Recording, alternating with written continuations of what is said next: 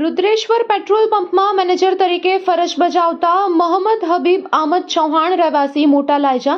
તાલુકો માંડવીવાળા ફરિયાદીને વિશ્વાસમાં લઈ ફરિયાદીના શ્રી રુદ્રેશ્વર પેટ્રોલ પંપના બેંક ઓફ બરોડા તથા આઈસીઆઈસીઆઈ બેંકના એકાઉન્ટમાંથી તથા પેટ્રોલ પંપના હિસાબમાં આશરે 66 લાખ રોકડ રૂપિયા તેમજ તારીખ 8મી માર્ચના રોજ મેળમાં દર્શાવેલ પેટ્રોલ ડીઝલની આવકના રૂપિયા 5,93,535 એમ કુલ 71,93,535 ની ઉચાપત કરી બેંક રૂપિયા 1 કરોડની સીસી વાપરી બેંકમાં જમા ન કરાવી ફરિયાદી સાથે વિશ્વાસઘાત કરી ભાગી ગયેલ હોય જે બાબતે માંડવી પોલીસ સ્ટેશનમાં ગુનો રજીસ્ટર થયેલો હતો। આ અન્વયે પોલીસ મહાનિરીક્ષક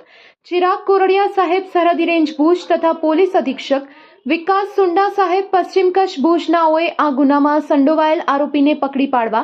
માર્ગદર્શન અને સૂચના આપેલ તે મુજબ લોકલ ક્રાઇમ બ્રાન્ચ પશ્ચિમ કચ્છ ભુજના પોલીસ ઇન્સ્પેક્ટર એસએન ચુડાસમા તથા police sub inspector HR Jethi સાહેબ તથા police sub inspector YK Parmar સાહેબનાઓએ લોકલ ક્રાઇમ બ્રાન્ચના પોલીસ કર્મચારીઓને આ ગુનામાં સંડોવાયેલ આરોપીને શોધી કાઢવા સૂચના આપેલ હતી તે મુજબ લોકલ ક્રાઇમ બ્રાન્ચના એએસઆઈ પ્રદ્યુમ્નસિંહ ગોહિલ તથા police head constable Sureshbhai Vegda Mulrajbhai Gadhvi Lilabhai Rabari તથા ડ્રાઈવર મહેન્દ્રસિંહ જાડેજાનાઓ ટેકનિકલ અને હ્યુમન સોર્સિસના આધારે આરોપીની તપાસમાં હતા। તે દરમિયાન હકીકત આધારે આ ગુનામાં સંડોવાયેલ ઇસમને મુંબઈ ખાતેથી પકડી પાડી આગળની કાર્યવાહી માટે માંડવી પોલીસ સ્ટેશનને સોંપવામાં આવેલ છે।